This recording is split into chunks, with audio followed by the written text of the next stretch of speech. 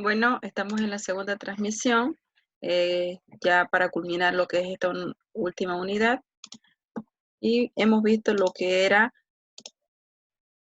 la cautificación o el procedimiento de elaboración del hidróxido de sodio, ¿no? Entonces vamos a continuar y viendo acerca de este último tema.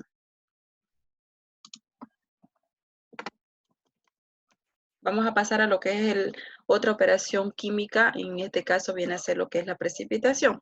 A ver ustedes, ya, ¿a qué es lo que primero que se viene una precipitación? Me imagino que ya lo han visto, o si aún no lo conocen, pero ¿tienen alguna idea de lo que es una precipitación? En este caso, una precipitación química de alguna sustancia.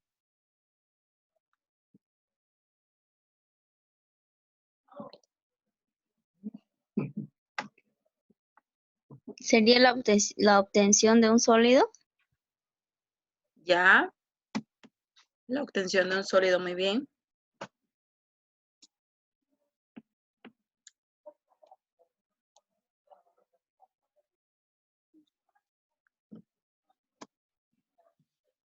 Mayormente cuando hacemos una reacción química y algunas sustancias no son compatibles, ya sea porque tienen en su solución una reacción química por una composición del solvente no compatible, me puede provocar una precipitación, ¿no? Y en este caso, la precipitación es la aparición de una fase sólida, como dice su compañera, de una disolución elaborada. Se produce cuando la concentración del soluto supera la máxima posible. ¿En qué es lo que quiere decir? Que es un proceso por el cual la sustancia soluble se convierte en insoluble, ya sea por una reacción química o por un cambio en la composición del solvente que me va a provocar esta precipitación, ¿no? Que no son compatibles eh, para disminuir la solubilidad en la misma solución preparada. Entonces, por algún cambio en sí que no son compatibles, me va a provocar una precipitación. Y aquí vemos en la imagen una precipitación, por ejemplo, de alguna sal, no es mucho más denso, entonces va a venir en la parte inferior también. Acá también en la segunda imagen también consiste de una precipitación de algún líquido orgánico, me imagino, para que haya una precipitación. Y acá también vemos una precipitación, en este caso, conocido que es el cloruro en agua con una solución de nitrato de plata, que me va a precipitar el nitrato de plata con el cloruro, ¿no? Por eso es un color blanquecino, esa precipitación presente en esa imagen. Vamos a entrar a lo que es una electrólisis. A ver, ¿en qué consiste la electrólisis? ¿Qué es una lisis?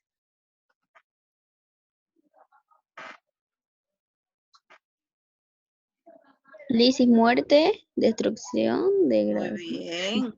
Muy bien, es una destrucción. Y electro, su nombre mismo lo dice.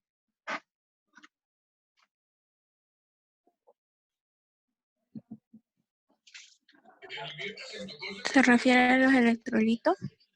Ya. O a la corriente eléctrica en la sustancia, ¿no? Bueno, una electrólisis es la descomposición de sustancias, como dice, descomposición o ruptura también, que se encuentran disueltas o fundidas en alguna solución. Porque fundidas al paso de la corriente eléctrica, ¿ya? El proceso tiene lugar a una curva electrolítica, de manera de que sobre el electrodo positivo y negativo se depositan los iones negativos y positivos respectivamente. Acá tenemos un ejemplo con ayuda de una alimentación de corriente eléctrica. Tenemos el hidrógeno en un tubo donde me va a salir en este equipo. Tenemos el electrodo positivo y el negativo, donde la cual va a haber una ruptura eh, utilizando líquido de agua, donde me va a provocar esta reacción liberando hidrógeno, ¿no? Y van a ser unas burbujitas que van a desprender este líquido al unión de un electrodo, en este caso puede ser cobre, y en este caso puede ser de carbón para utilizarlo como positivo. ¿Ya? Hace una reacción desprendiéndome hidrógeno y como ustedes lo observan en esta imagen, son como tipos burbujitas que se va a ver en el tubo de ensayo, la cual las dos estas conexiones me va a provocar también una luz, ¿ya? Por eso dice, utilizando la corriente eléctrica, va a haber una ruptura eh, por, eh, por la corriente. En otras palabras, la electrólisis es el proceso que separa los elementos de un compuesto por medio de la electricidad, ¿ya? Entonces, ese es el ejemplo común de electrólisis visto, igual ustedes en química lo han visto también en algunos ejemplos, haciendo alguna reacción química de electrólisis. Pasamos a lo que es la halogenación. ¿Ya? ¿En qué consiste? Consiste en insertar un átomo de cualquier halógeno en una cadena de compuestos orgánicos por desplazamiento de una doble ligadura. ¿Y en qué consiste? En una reacción de etanol, por ejemplo, consiste en la sustitución radicalaria en alcanos, que consiste en la reacción de sustitución de un átomo de hidrógeno, en un alcano para sustituirlo por un átomo de halógeno. En este caso puede ser bromuro, puede ser yodo, puede ser cloro. Entonces en este ejemplo tengo el etano más el bromuro, voy a tener una reacción de bromoetano, sustituyendo, como le decía, un halógeno por otro átomo de hidrógeno, produciéndome también, por último, el ácido bromhídrico. Entonces, esta reacción, como el bromuro tiene dos partículas, entonces una se va a unir con el hidrógeno y vamos a tener dos reacciones en una sola solución, ¿ya? Esta reacción, como les decía, la halogenación es en insertar un átomo de cualquier halógeno, en este caso cloruro, bromo, yoduro y flúor, entonces por una de hidrógeno, ¿ya? Por eso se llama halogenación. Pasamos a ver lo que son la polimeración. Polimeración es un proceso mediante la utilización del calor o la luz de un catalizador. Se unen varias moléculas de un compuesto, generalmente de carácter no saturado, llamado monómero, ¿ya? Para formar una cadena de múltiples eslabones, como se puede decir, diferentes moléculas de elevado peso molecular y de propiedades distintas, llamadas macromoléculas o polímeros. En este caso, la polimeración se forman productos de alto peso molecular que son utilizados mayormente a partir de materias primas que tengan el peso molecular mucho más bajo para elevarlo en sí con otra solución, y este es el procedimiento. Utilizan un calentamiento, una con hielo, y van a pasar como un tipo de destilación, que en ese caso va a tener una reacción química provocando esa polimeración, ¿ya? Entonces esto lo utilizan también mayormente en la industria alimenticia y en otros casos para productos farmacéuticos también. Entonces, en eso consiste lo que es la polimeración, utilizando el calor, demasiado calor, en este caso viene a ser esta olla, que me va a donar ese calentamiento para que tenga una reacción química mucho más, más rápida, y al tener el calor, la reacción, vamos a ir a obtener un producto final, que en el producto final ya podemos obtener lo que son también los aceites esenciales o pinturas, como se puede decir, por este procedimiento de polimeración. ¿ya? Son equipos mucho más sofisticados, equipos mucho más grandes, que son también utilizados, ¿ya? Nosotros pocos los conocemos en la práctica, pero son utilizados en las industrias muy grandes. ¿Y qué tipos de reacciones de polimeración existen? Existen varios, ¿ya? De adición y de condensación. En la polimeración de adición, todos los átomos de monómero se convierten en parte del polímero, y en la reacción de condensación, algunos de los átomos del monómero no forman parte del polímero, sino que son liberados como agua o como dióxido de carbono, ¿ya? Por eso, como utilizamos el calor, lo que va a desprender es el dióxido de carbono, y también como desprende vapor, y en el vapor está el agua. Algunos polímeros, por ejemplo, como la obtención del polietilenglicol, pueden ser obtenidos por uno u otro tipo de reacción.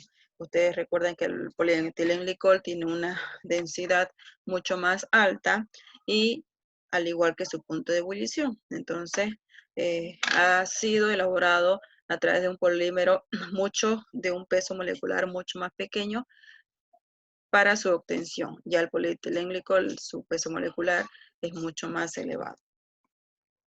En la aplicación industrial lo utilizamos lo conocemos como polietilenos para la fabricación de tubos, las planchas, en este caso en materiales aislantes, en los cables eléctricos también, en recubrimientos de la protección contra la corriente. También conocemos en las hojas y láminas para los embalajes. Y por último también se lo utiliza como protección de los medios de cultivo, ¿ya?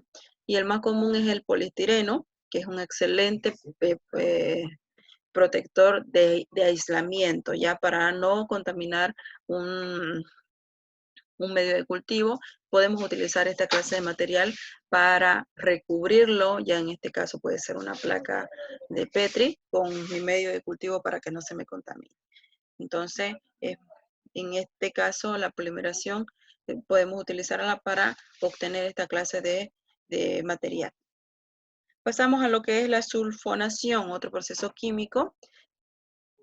Su nombre clarito lo dice ya, sulfonación, que es nada más que la adición de algún grupo sulfírico en el compuesto orgánico, ¿ya? Utilizando la nitración, que no es, que es más que la adición de ácido sulfúrico con el trióxido de azufre, formando en esta reacción el ácido benzolfónico, ¿ya?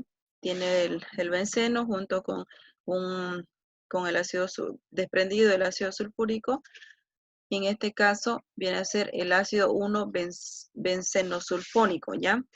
También este otro ejemplo del clorobenceno junto con el ácido sulfúrico más el trióxido de azufre, formando el ácido 1-cloro-benceno-sulfónico, ya en este caso, y desprendimiento también del ácido sulfúrico. Esa es la agregación de un ácido en esa reacción.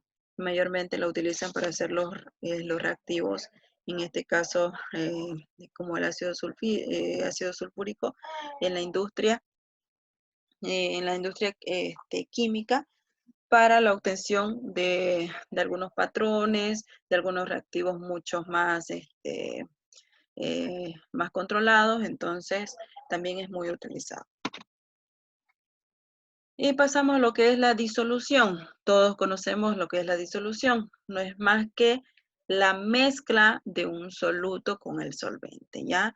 Dice, como se dice, disolver sal con agua, hacer una disolución completamente transparente o cristalina, y ya obtenemos nuestra solución a cualquier concentración. En este caso, en esta imagen vemos partículas del solvente. Tenemos el solvente, tenemos el soluto, tenemos también las partículas del soluto, y vamos a formar una disolución haciendo una agitación constante, ya formando una sola solución. Otro de los procesos químicos es la aromatización. Ya estamos en lo último. Este proceso es muy utilizado en la industria para obtener aromatizantes. Es un proceso químico mediante el cual una molécula orgánica o una parte de ella es convertida en un anillo bencénico. No sé si han tenido alguna vez la oportunidad de hacer la obtención del benceno, que su olor es muy agradable, es muy dulce, que si ustedes quedan en la ropa, se queda hasta meses en la ropa.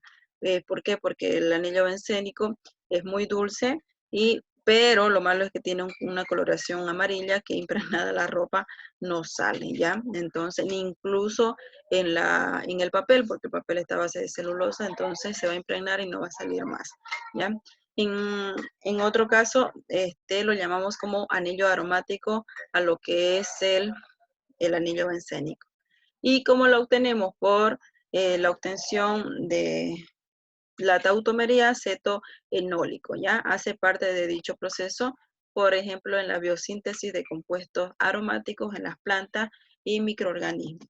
¿Y qué es la tautomería? Es un tipo especial de isomería en la que existe transposición de un átomo entre las dos estructuras existentes, generalmente, como les decía, eh, puede ser en este caso el hidrógeno o un cetoenol, en este caso, para obtener ya eh, una solución de aromatizante, ya sea de utilizando principios activos de alguna planta aromatizante, para obtener todo su aroma puro.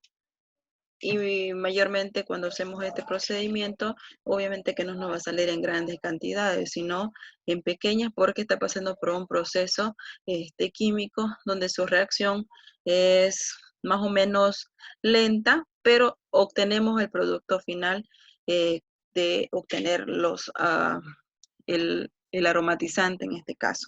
¿Ya? Con esto terminamos lo que es la unidad número 3, que es operaciones unitarias, que en este caso hemos visto operaciones unitarias y hoy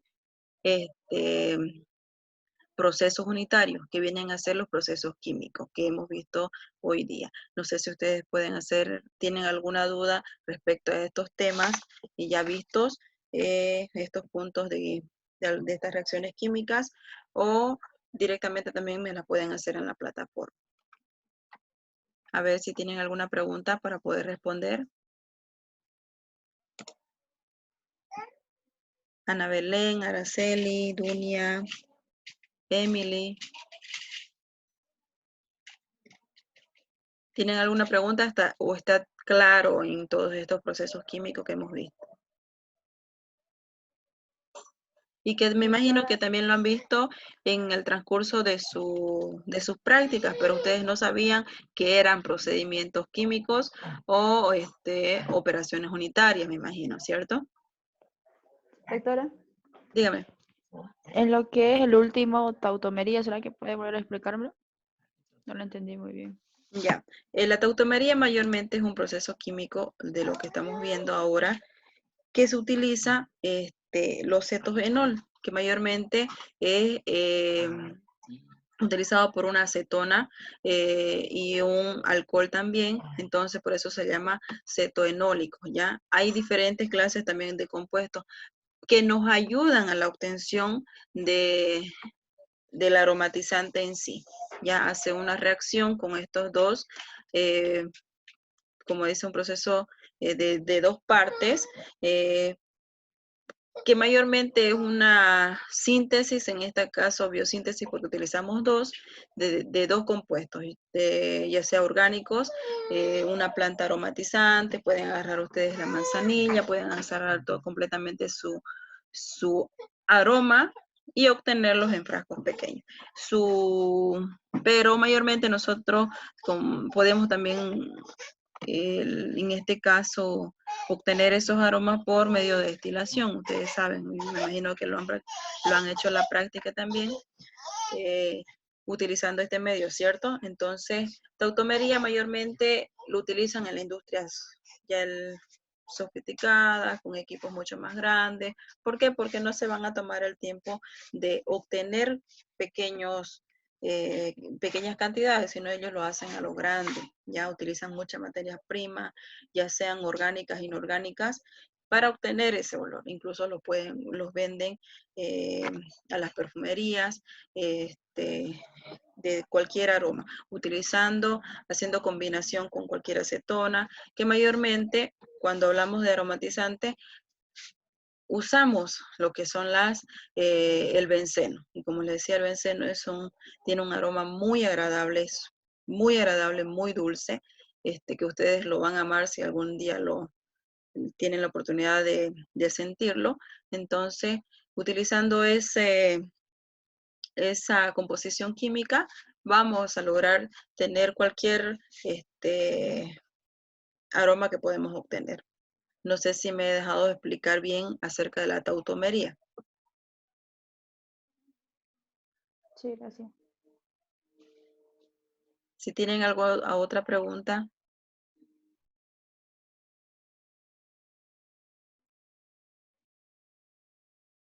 Se los voy a pasar este tema. También va a estar en la plataforma. Se lo voy a pasar vía WhatsApp. Vayan leyéndolo. Si tienen alguna pregunta, también les voy a hacer algunas preguntas del tema. Y van a tener un tiempo límite en el momento de la plataforma, ¿ya? Para ver en qué tiempo podemos contestar esas preguntas. Y va a ser como un tipo cuestionario que se les voy a hacer, ¿ya? Espero que si tienen alguna duda escriban también al grupo, si lo pueden o no ver, porque este tema ya lo subí en la plataforma, entonces si tenían alguna pregunta me podían hacer hoy día.